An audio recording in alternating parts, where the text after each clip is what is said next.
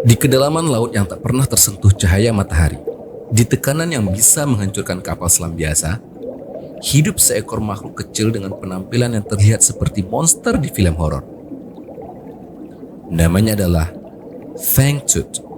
Giginya besar, kepalanya menyeramkan, tatapannya seperti tidak berasal dari dunia ini. Tapi, apakah ia benar-benar monster? Atau justru salah satu keajaiban evolusi paling menakjubkan di bumi?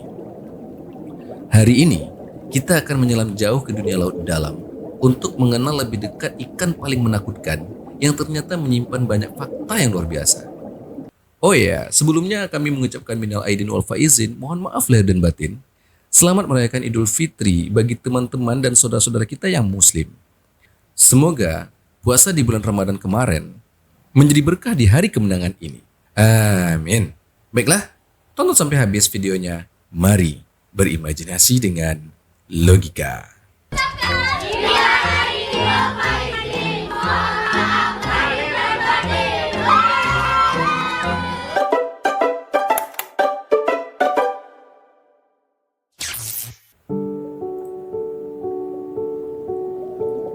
Fangtooth hidup di zona laut yang disebut Midnight Zone, kedalaman antara 1.000 hingga 5.000 meter di bawah permukaan laut.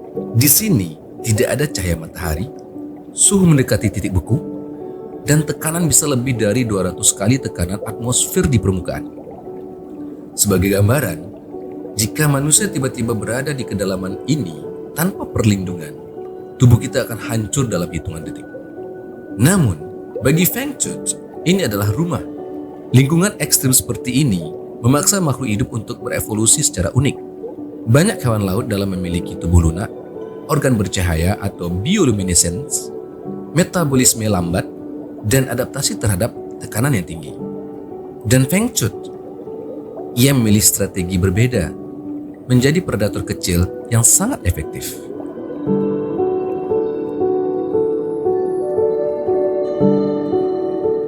Secara ilmiah, Fangtooth dikenal sebagai Anoplogaster cornuta.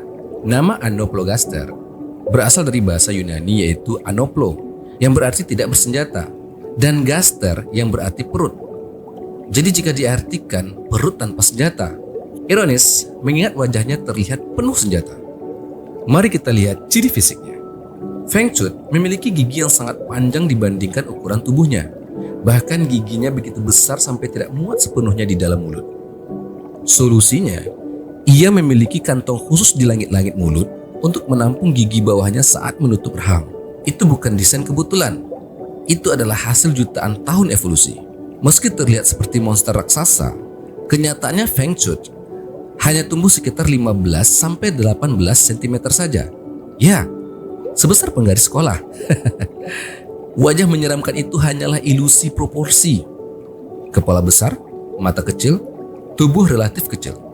Kombinasi ini membuatnya tampak seperti makhluk alien. Bagaimana makhluk kecil ini bisa bertahan di lingkungan ekstrim? Mari kita bahas secara ilmiah, tapi santai.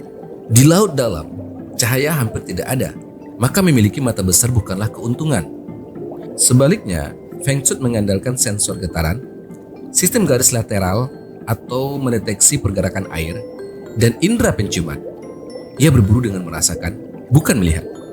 Fangtooth bisa memangsa hewan yang hampir seukuran tubuhnya sendiri.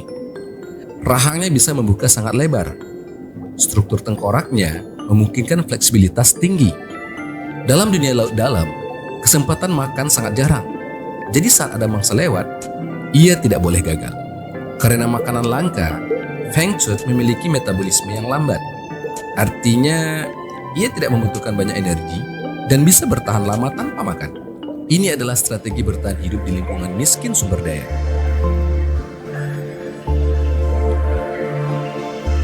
Fangtooth adalah predator oportunistik. Mangsanya meliputi ikan kecil, krustasea, dan cephalopoda kecil. Ia tidak pilih-pilih, karena di laut dalam, aturan pertama adalah jika bisa dimakan, makan sekarang. Menariknya, Fangtooth bukan predator puncak. Ia juga bisa menjadi mangsa ikan yang lebih besar, seperti beberapa spesies ikan naga laut dalam. Di ekosistem laut dalam, setiap makhluk berada dalam keseimbangan yang rapuh. Hal yang jarang dibahas, Feng Shui mudah terlihat sangat berbeda dari versi dewasanya. Anak Feng Shui memiliki mata lebih besar, duri lebih panjang, dan hidup di kedalaman lebih dangkal. Saat tumbuh, ia berimigrasi ke laut yang lebih dalam dan mengalami perubahan morfologi. Transformasi ini adalah contoh fenomena yang disebut ontogenetic vertical migration atau perubahan habitat berdasarkan usia, sebuah strategi adaptif yang luar biasa.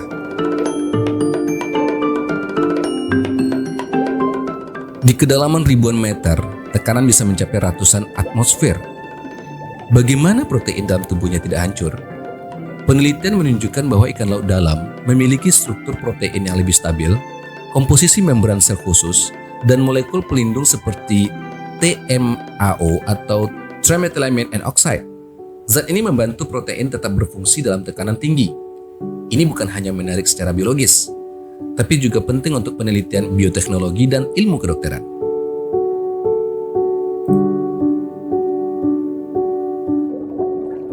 Feng Shui mungkin kecil, tapi ia bagian dari sistem besar. Laut dalam menyimpan sekitar 95% ruang hidup di bumi dan jutaan spesies yang belum ditemukan. Sebagai predator tingkat menengah, Feng Shui membantu menjaga populasi mangsa tetap seimbang. Jika satu bagian rantai makanan terganggu, seluruh sistem bisa ikut terpengaruh. Sekarang muncul pertanyaan, apakah berbahaya bagi manusia? Jawabannya, tidak. Feng Shui hidup terlalu dalam untuk berinteraksi dengan manusia. Ia juga terlalu kecil untuk menjadi ancaman. Penampilannya saja yang menyeramkan.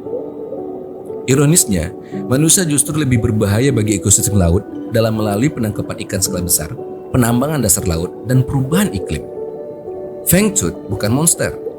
Ia adalah bukti bahwa kehidupan selalu menemukan cara, bahwa evolusi tidak peduli pada estetika. Yang penting adalah bertahan hidup. Di dunia tanpa cahaya, dengan tekanan mematikan, makhluk kecil ini telah hidup selama jutaan tahun. Dan mungkin di kedalaman yang belum pernah kita sentuh, masih ada ribuan monster lain yang sebenarnya hanyalah keajaiban yang belum kita pahami. Jika kamu suka dengan video pembahasan kali ini, jangan lupa like, subscribe, dan tulis di komentar makhluk laut apa lagi yang ingin kamu bahas selanjutnya. Sampai jumpa di penyelaman berikutnya. Wassalam. Bye-bye.